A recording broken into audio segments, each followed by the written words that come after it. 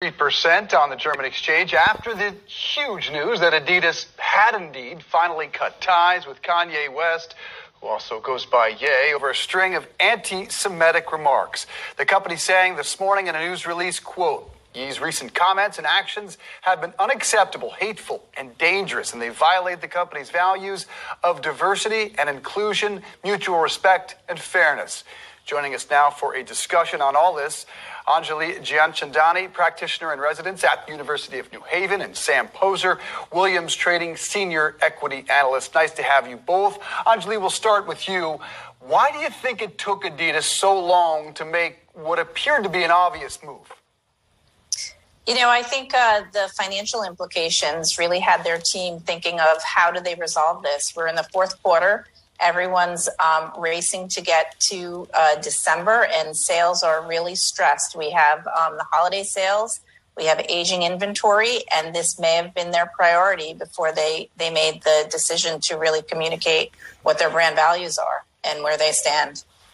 Sam, we see the stock off just over 3% today. Adidas without the Yeezy partnership, what does that look like from a business perspective?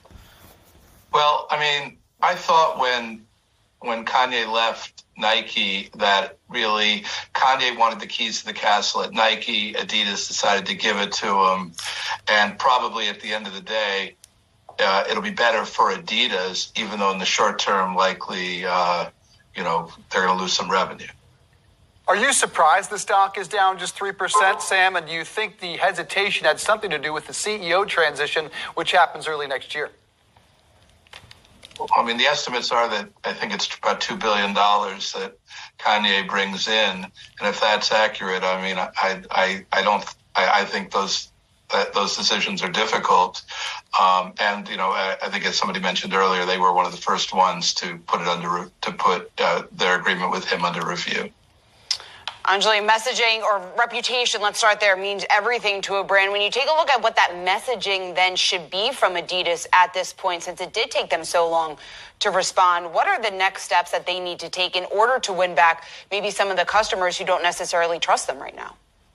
Well, that's what it's all about, is they've really broken trust with their customers, and now they're really going to have to repair that. Being able to communicate and communicating immediately and getting in front of the crisis is important. And when it comes to crisis management with any brand working with a celebrity, you need to have this in place, crisis management. You can't control what a celebrity is going to say, but you need to know what your action will be, and your leadership needs to be aligned on what messaging will be. Hope for the best, plan for the worst.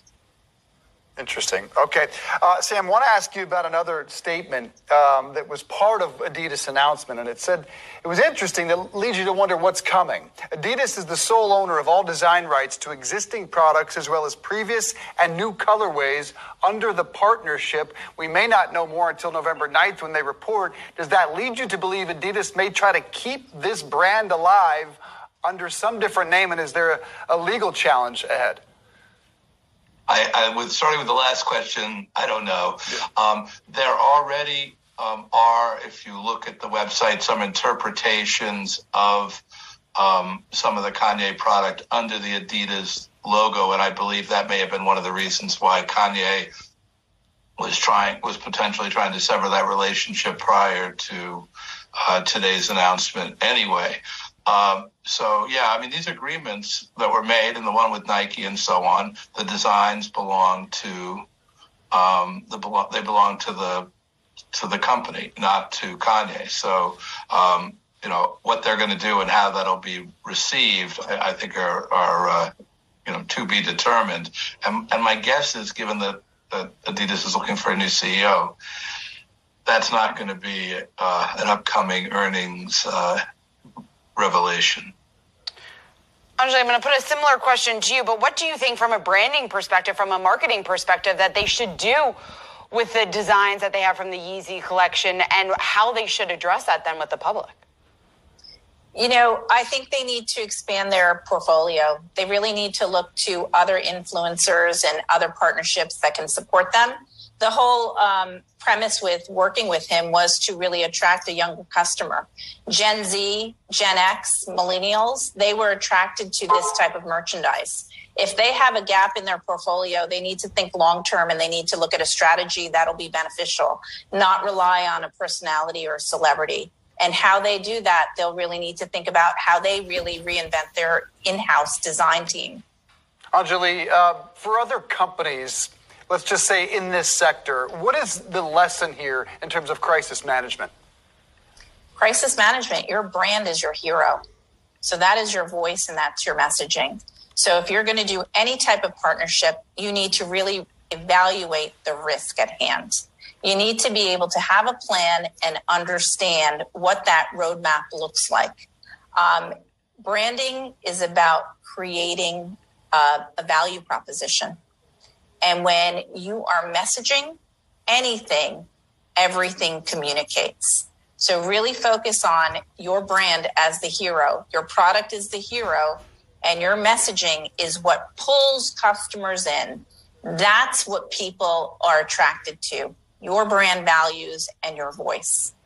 Sam, you cover Foot Locker, and in the note that you just put out this morning, you said that Adidas cutting ties with Kanye will have an immediate effect, further increased challenges facing Foot Locker today. What does that look like?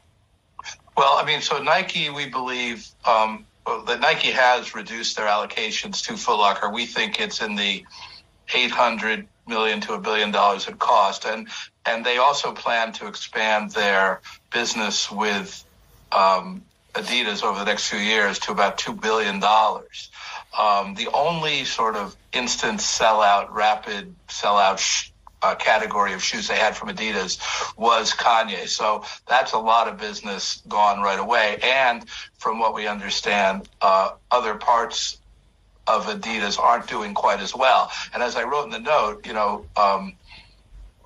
Foot Locker has a lot of open to buy dollars to buy things other than Nike. The question was, and probably is more magnified today, is do the consumers have the open to purchase when all that new product shows up that's not Nike? And that, given what happened with Kanye today, that just got a lot worse for Foot Locker.